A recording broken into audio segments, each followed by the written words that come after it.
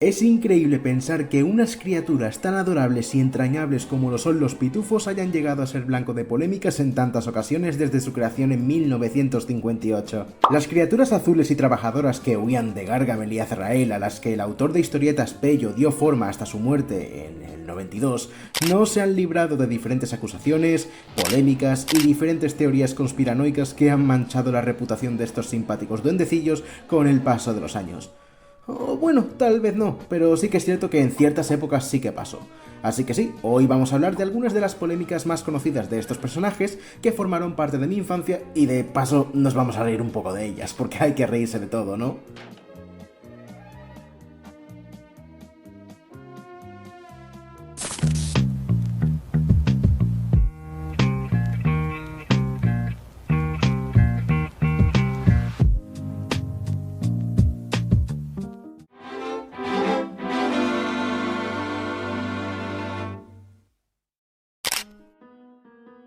Empecemos ya con la más conocida, y es que en diversas ocasiones se han tachado a los pitufos de satánicos. ¿Por qué? Bueno, hay varias razones, vamos a destacar algunas.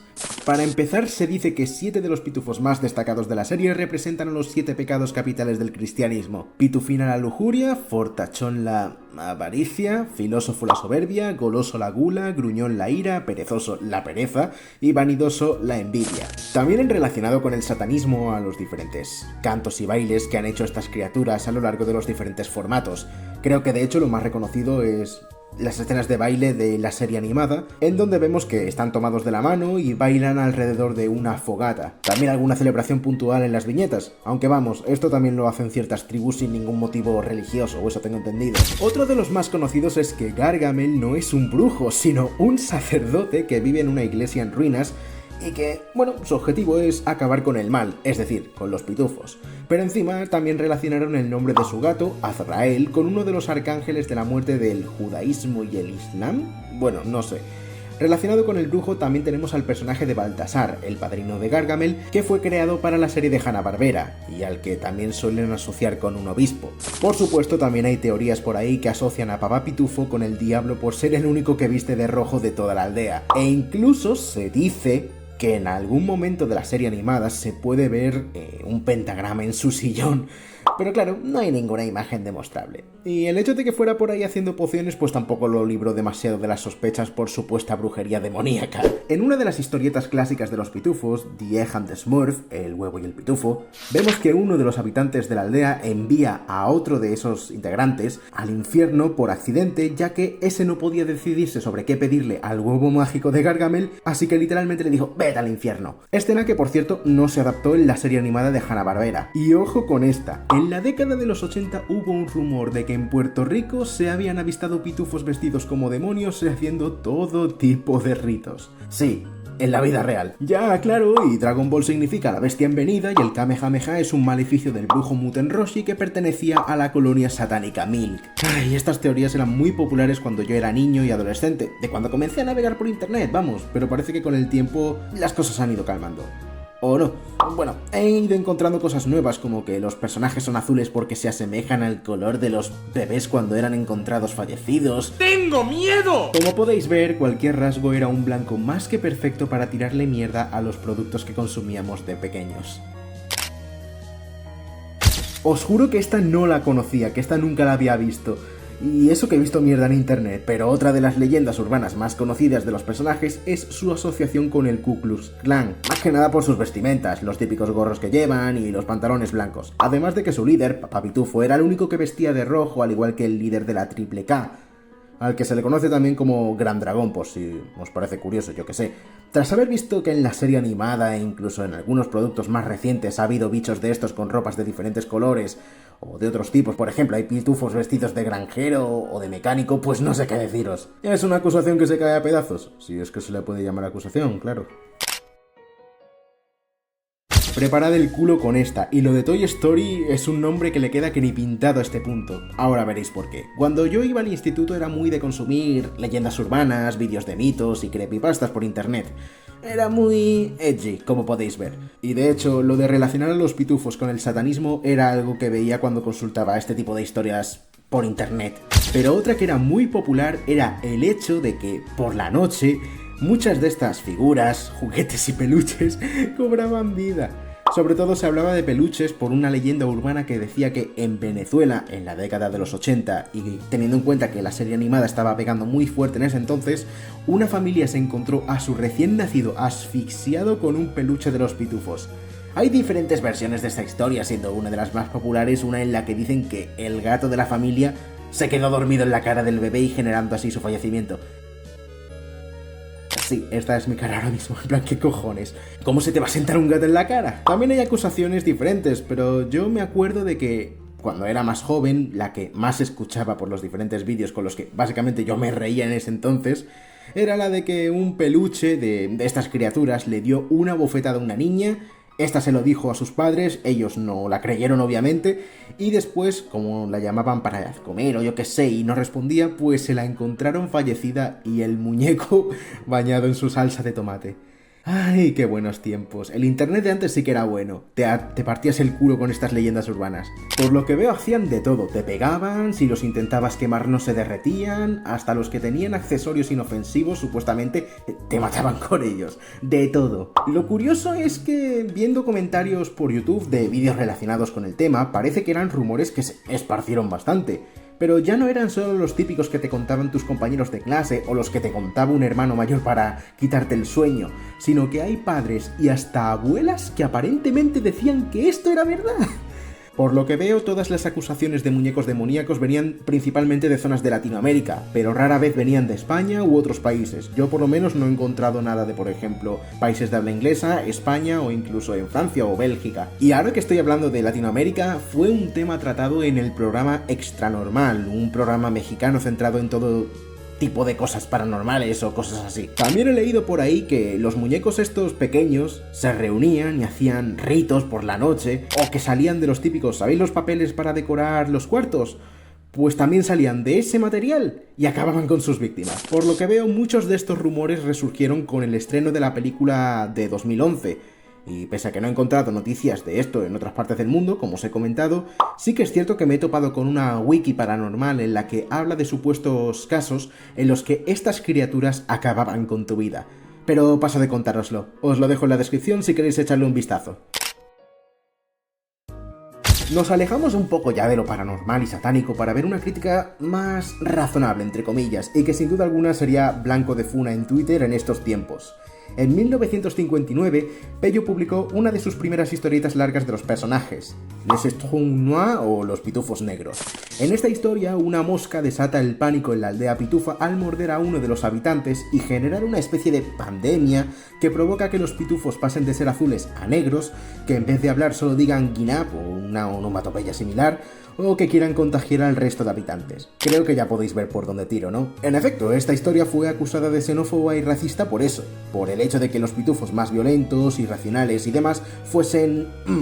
Pero claro, los fans del género del terror se dieron cuenta de las similitudes de la historieta con las películas e historias de zombies. Y a ver, no es la primera vez que a los pitufos se les asocia con el mundo del terror, ya que recuerdo que en la serie había un episodio en el que Filósofo se convertía en una especie de pitufo lobo. Como no, en posteriores reediciones de la historieta y en el episodio de la serie animada, la mosca hace que los pitufos se vuelvan morados en vez de negros.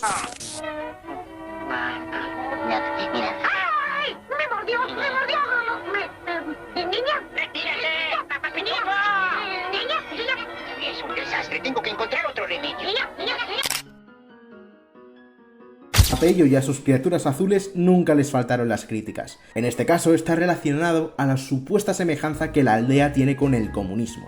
Esta teoría tan popular volvió a resurgir durante el 2017 en Uruguay debido a un fragmento del libro escolar UI siglo XX de Silvana Pera. Para dar un ejemplo claro del cómo era la sociedad comunista a sus alumnos de sexto, dicho libro decía, y cito textualmente: ¿conoces a los pitufos? Son una comunidad que vive en una aldea. Todos tienen acceso a la vivienda, nadie pasa hambre, el pozo de agua es de uso colectivo, no es de nadie y es de todos.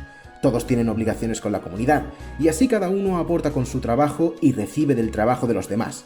El comunismo podría ser una situación similar a esa. A esto hay que sumarle que el libro Le Petit Livre Bleu, perdonad mi francés, no se me da muy bien pronunciar francés, del escritor Antoine Bueno, ofrece una especie de análisis crítico y político de la sociedad pitufa en la que menciona que los personajes tienen una supuesta propaganda comunista. y que en cierta medida Papá Pitufo, pobre hombre, es que lo asocian con todo. Es una referencia a Karl Marx por el color rojo, el tema de la barba y tal. También que el nombre de las criaturas en inglés, Smurf, era una especie de acrónimo de hombres socialistas bajo un padre rojo. Y a saber cuántas burradas más decía. Comentó de hecho que Pello no estaba politizado y que su obra juntaba un abanico de estereotipos propios de una sociedad y época determinadas, y que buscaba superponer a la percepción de los niños un acercamiento distanciado del adulto.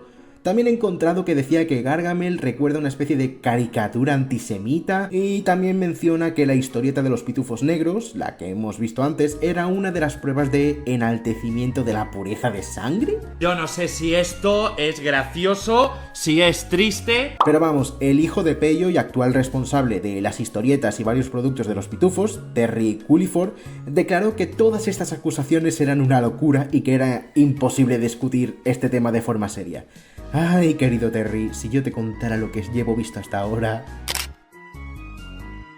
Pese a no ser tan polémica como la de los pitufos negros, Pitufo Verde y Verde Pitufo también dio de qué hablar. En 1972, Pello nos ofreció esta historia en la que se representa un conflicto real, las tensiones lingüísticas de Bélgica entre dos comunidades del mismo país. En este caso, podemos ver cómo los habitantes del área norte y los del área sur de la aldea Pitufa discuten constantemente por la gramática. No se ponen de acuerdo en cómo se habla correctamente, ya que unos, por ejemplo, prefieren decir pitufacorchos y otros sacapitufos para referirse a eso, un sacacorchos. Y pese a que se sugieren nuevas formas para contentar a ambos bandos, no llegan a un acuerdo por la complejidad de dichas propuestas. Es la única historieta de los personajes que no cuenta de hecho con un desenlace feliz, coincidiendo en cierta medida con la realidad, ya que el problema de la división lingüística en Bélgica sigue sin resolverse a día de hoy. Y ahora vamos con uno de los que más me perturbó cuando era niño, porque sí, este sí que tuve la oportunidad de vivirlo cuando aún ni entraba en la adolescencia. En el año 2005, UNICEF colaboró con los herederos de Pello para ofrecer un anuncio de menos de un minuto en contra de la guerra que vio la luz en la televisión belga, no sé si llegó a otros países. Y como no, tenía a nuestros queridos pitufos. El asunto es que fue un vídeo cuanto menos controversial, ya que representaba a la aldea pitufa siendo bombardeada, no me preguntéis cómo, si en teoría en la época medieval no había bombarderos, pero bueno, y el corto terminaba con varios de los habitantes huyendo, mientras que otros acababan entre los escombros y el bebé del poblado acababa llorando para dar paso a un mensaje que decía: no permitas que la guerra acabe con el universo de los niños. O sea, el mensaje está bien, y el corto se emitió en horarios en los que un niño no debería estar despierto para verlo, pero no me vais a negar que si un niño viera esto no se quedaría en cierta medida traumado, y más cuando en internet está muy accesible. De hecho, creo que yo me topé con el anuncio cuando se estrenó la primera película de 2011. Yo por esa época ya tenía acceso a internet porque teníamos un ordenador en casa y buscaba los trailers más recientes de la película. Como dato adicional, no es la primera vez que UNICEF colabora con una franquicia popular belga o francesa para dar un mensaje y concienciar a los adultos o a los más pequeños de la casa, ya que 2 años después colaboraron con Ubisoft en plena campaña del Rayman Rabbids Rabbids, haciendo spots en los que Rayman enseñaba a un Rabbid a respetar a uno de los hijos de Globox.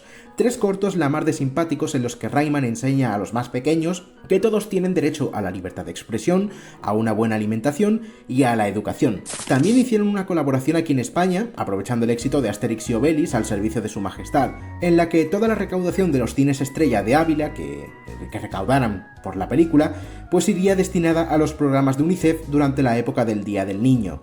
Eran eso, eventos más simpáticos que el de los pitufos. ¿Que por qué he hecho este vídeo? Pues los otros días me dio por ver algún que otro episodio de la serie animada en YouTube, leí alguna de las historias clásicas de Pello, y me vinieron a la cabeza todos los recuerdos de esas leyendas urbanas y el vídeo de UNICEF, así que pensé que podría ser interesante mostrar cómo hasta los más simpáticos personajes de la ficción pueden llegar a convertirse en diablos de pies a cabeza o estar metidos en más de un fregado. Pero bueno, yo siempre los voy a recordar por ese vídeo en el que se burlaron de Mariano Rajoy.